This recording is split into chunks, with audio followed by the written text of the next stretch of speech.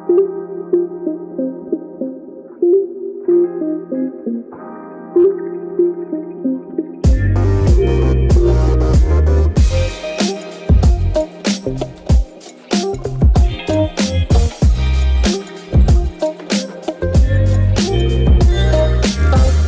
everybody, this is Brooklyn with Brookside Chats, the Side Chats, and today we're joined with Supreme Taco, Landry, and Aria. So today's subject, we're going to be talking about a political discussion with a socialist and a libertarian on the culture wars, or kind of like a lot of like these political culture backlash. So for instance, let's look at critical race theory. And for our audience, critical race theory is basically the idea that with capitalism, you kind of have these like policies that were put in place that were kind of like basically racist, and it was because we just wanted to drive profit. So say like stuff like slavery or kind of like just redlining, those are coming from like the idea of like critical race theory. I'd like to add on to that little definition there. I disagree in some respects because CRT itself is actually it's a graduate program in a select few colleges that look at the legal aspects more than anything else of just seeing how those systemic problems were caused by certain issues. All right. And your take? My take on critical race theory? Yeah.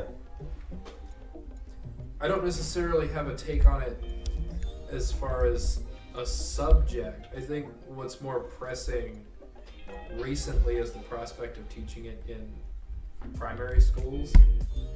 Does it get taught in primary schools though? It was talking about it. Yeah, well, that's kind of part of the culture wars part. It's a distraction. It's not really being taught. The only thing that's being taught is, hey, there was natives that we were rude to. We had slavery and such. Right. We can't ignore those issues, but it's not critical race theory because it's not looking through the perspective. If you remember back in those classes, it was always still from the European perspective, but like, hey, we did this bad thing. It's not critical race theory, because critical race theory is where you actually look at those problems from the perspective of the minority. Right. But we gave Native Americans corn, or we shared corn at Thanksgiving. And then everything was okay forever. Yeah, Christopher Columbus was a chill dude, right?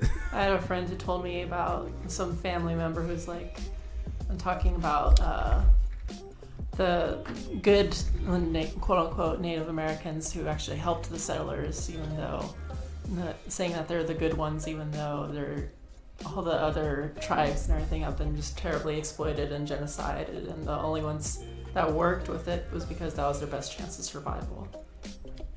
But I guess looking at, I guess this isn't really too much of like the critical race theory, or it's more just kind of like whitewashing like history itself, and just kind of like slowly kind of pushing the idea, kind of like, what was it, the Trail of Tears, like a very disastrous like emigration of like Native Americans, and where a lot of people like died.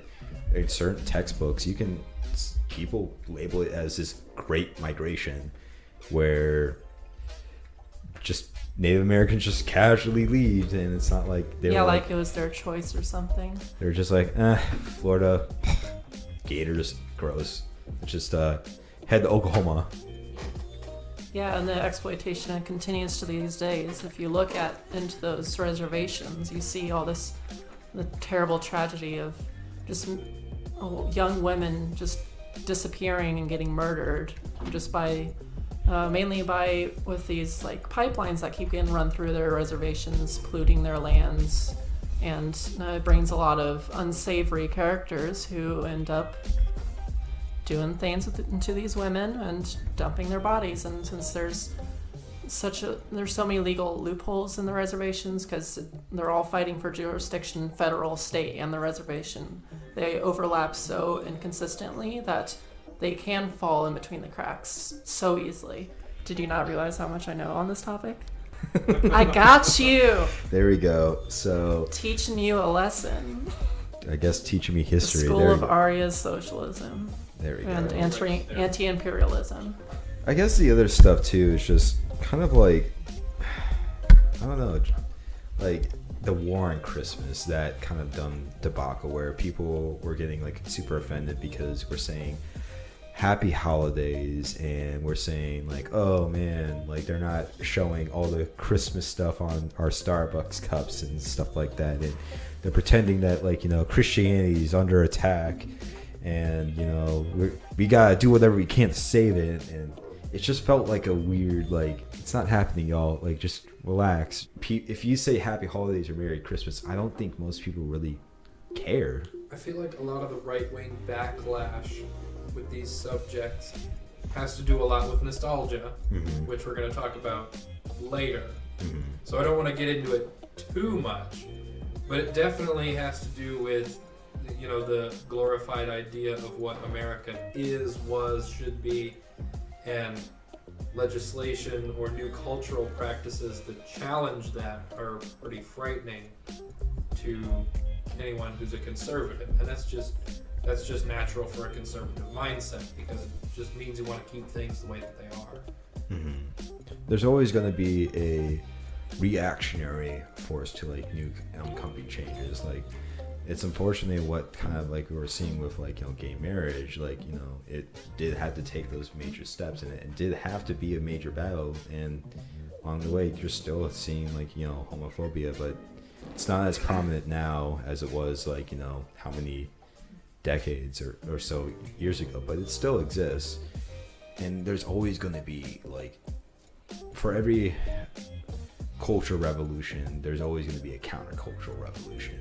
You know, it's interesting that you use that word reactionary, because that's exactly the same one I was thinking about.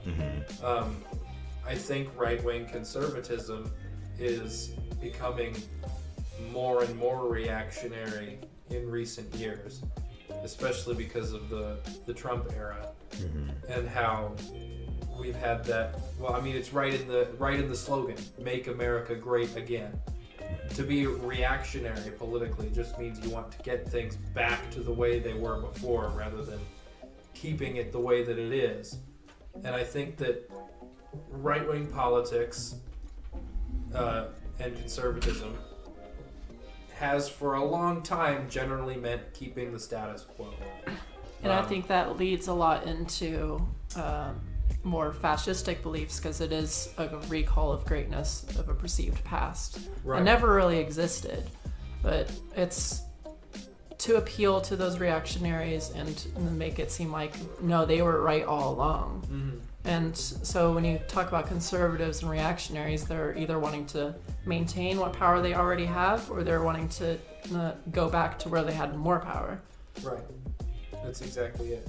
And it's very closed-minded, and I think the reason why it resonates so well with people on the right is that people on the right were the people who were prospering when those ideals were in place. The 1950s and the 1980s were both very conservative Republican eras. It's a very idealized past as well, because if you ever talk to anyone who actually lived through that, it wasn't all happy-go-lucky. There was a lot of mental health issues. There was a lot of dark history hidden behind those For sure. glossy suburban homes. But if you look at public service announcements or art from the time, media, pop culture, everything in there is, you know, propping up that idealized version of reality. More especially in the 50s, because I think counterculture got a little bit more of a foothold in the 80s, to where there was more It criticism. started more in the visible. 60s. Well, it started there, yeah, but I think it got a foothold enough to be a decent combatant in the 80s, to where it was more visible than in the 50s. I mean, what did you have in the 50s? Kerouac, beatniks, whatever. But you also can look at this, say, I hate to pull like the religious card, but like during, what was it? During the Renaissance, you had the Reformation, which was this big, huge, like, you know, Protestant movement, which more people were going towards Protestantism. But what's not talked out as much is the Counter-Reformation, which was the Catholic reactionary response to that. You'll see these like, with one every big step forward, you're going to see a kind of like a reactionary step back. It's not just like a Republican and Democrat. It's always been there. Like, yeah, the progressive conservative dialectic, if you want to call it that, has been going on since the beginning of recorded history. There's always been a struggle in between holding on to power and those who are trying to get more power for themselves and uplift themselves out of their horrible circumstances. Change doesn't happen over time. Well, change doesn't happen. Yeah, overnight. My bad. Change happens Never over time. happens. Yeah. We're totally living in the DC Perfect area. conservative, Brooke Miller. There you go.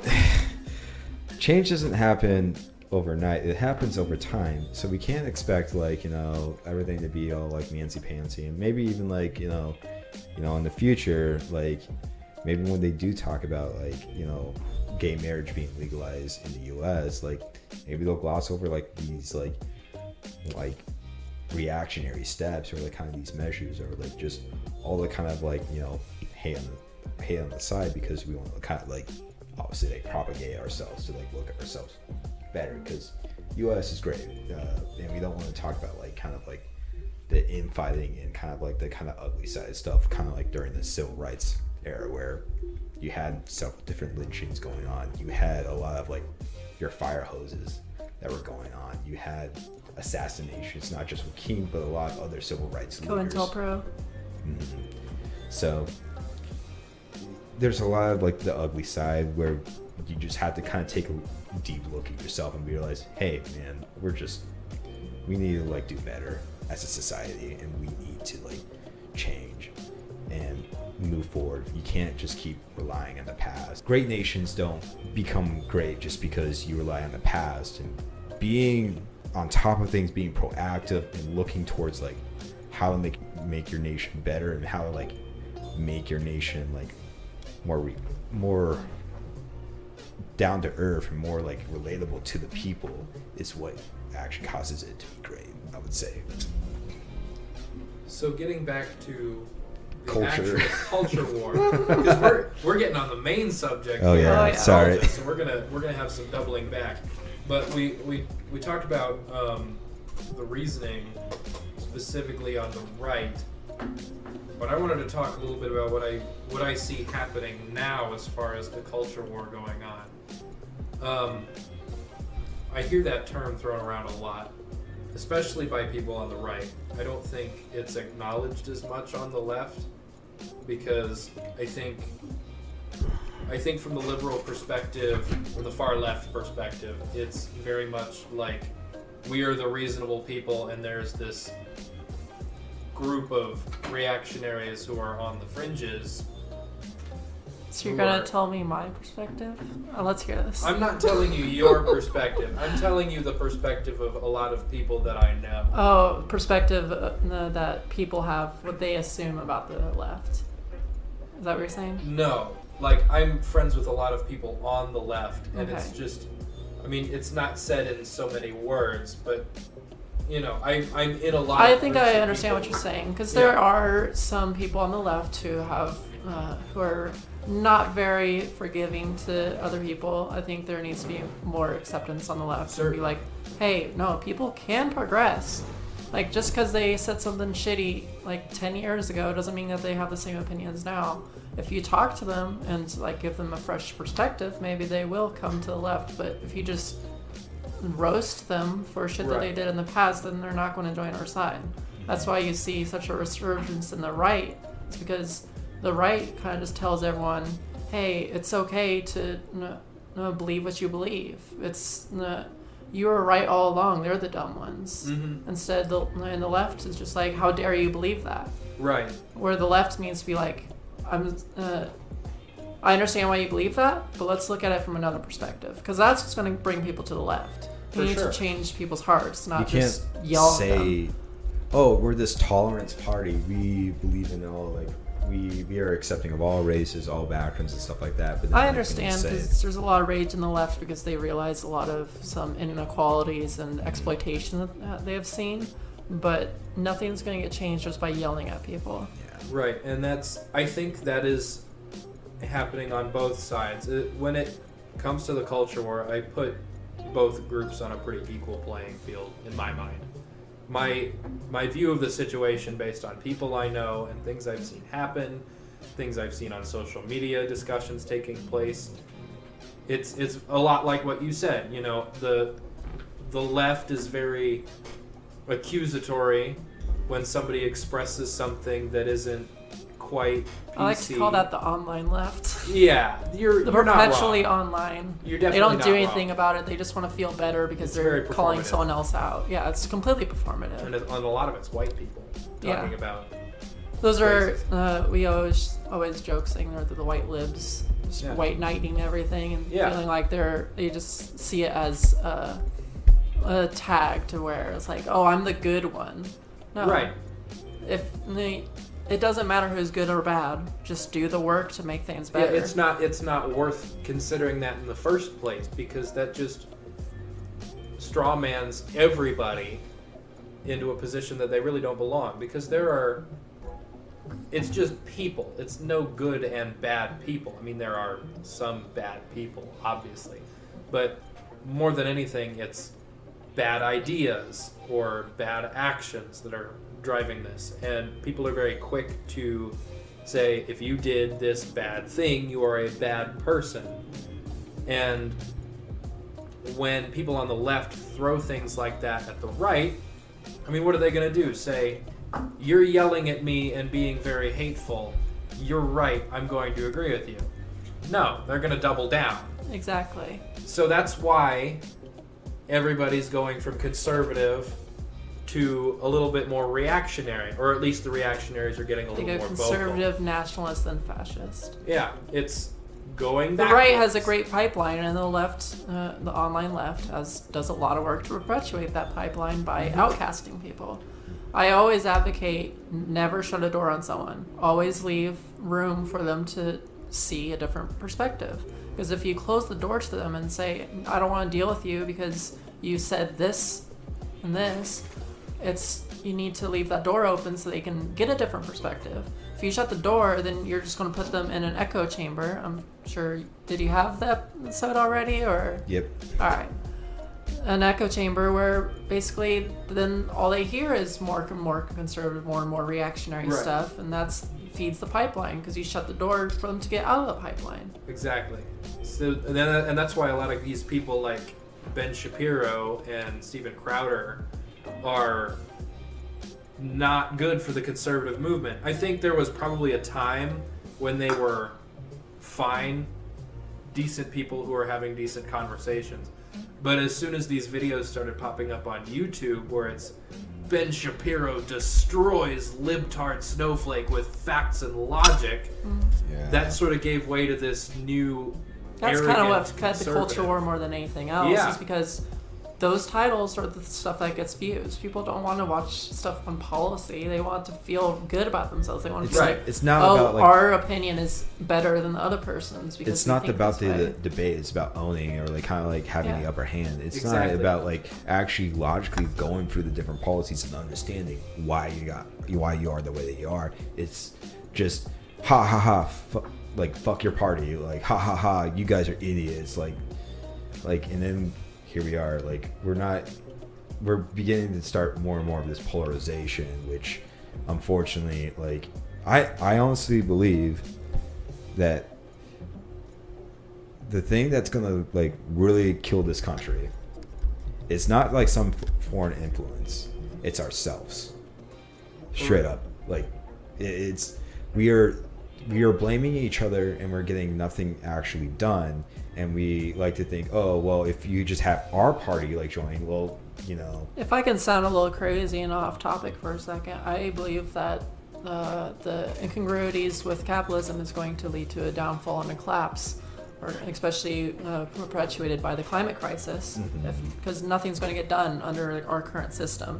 And if we don't address those issues, we're going to start seeing a lot more climate refugees. We're going to see lots of people displaced and unhomed, and lots of disasters, and then we'll since our country is very much more right-leaning at the moment, we're going to see a rise in eco-fascism where people start blaming minorities. Like, you keep coming to our country and using up our resources and such.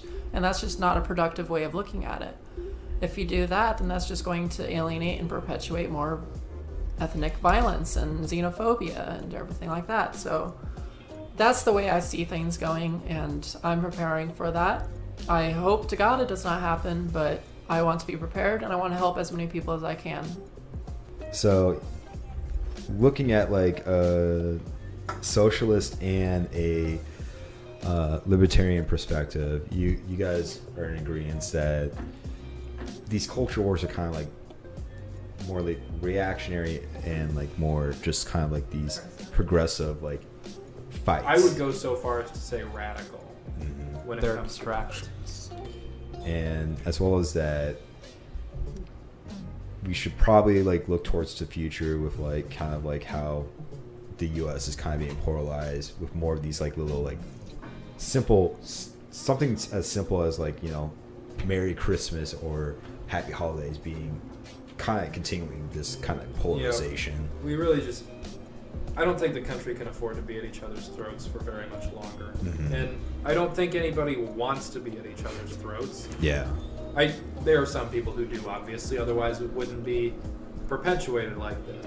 I think that these conversations need to be open where people are more willing to listen to the other side and try and move forward. And I know that a lot of the values that people hold very dear are not going to change, and we're going to have a variety of different opinions, and we're not going to get along on every issue. But that's okay. But I don't understand how you can live in this country and love this country and not be willing to give everybody in it the benefit of the doubt to some extent. These culture wars are just incredibly toxic. Yeah, I think one of the big issues is, you know, like what you're talking about with just the divide and closing off everything is you need to have that open dialogue, otherwise nothing's going to change. And I always find it funny how lots of conservatives and stuff, when I tell them I'm a socialist, are like, oh, just go on and move to another country. And it's like, well, what if I actually like America and I want to make it better? I want to see America do better because I want to help the people in this country. I love the Americans. I do not like the American government. It's like looking at like MLK and just being like during the civil rights movement and just being like, well, why don't you just go to another country, like at like MLK when he was trying to like advocate for civil rights. Like, no, he wants to make his country better and like his country more integrated and like, you know, have like those civil rights and also go for those economic prosperities and, you know, freedom. Yeah, I mean, it's home. That argument of you should just move someplace else is, it's not good enough. It's not fair. And it's fairly stilted against people who are progressive or liberal, because you can still love your country and still want to think it can do better. I think being critical of your country is probably one of the truest forms of patriotism that you can have. Yeah. Blind patriotism always leads to the worst outcomes. Right. It's stupid. It's being a sheep. And I think, you know, nationalism is dangerous because that is blind patriotism. Only nationalism I support is the ones of oppressed countries that have colonial rule. Like, you should have pride in your country, but once you're exuding that nationalism over another person's country, that's not acceptable. Yeah, I do think a strong sense of national identity is important. Yeah. And I think part of our national identity should be a diversity of ideologies. But, you know, that strong national identity definitely shouldn't be used in an oppressive way. That's where nationalism gets dangerous.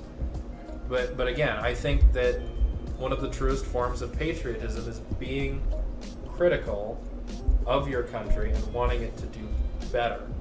And I think that everybody who is involved in this culture war has that mindset. They're definitely critical of American society. Even the conservatives who are, you know, critical of what they see as a threat to American society and the left who want to make things better progressively. But it's, these are the values that we all hold together, and why can't we make them work by having dialogue? Yeah, I think it's really to hit on that point of diversity of opinion. That's how we growed. There's one philosopher, I'm not going to get too much into philosophy, but Hegel always talked about the dialectics, and those opposing views is how we develop as people. We need to have diversity of opinion. We need to be questioning things and seeing how we can improve things. So that's our time today. This is Brookside Side Chats signing off.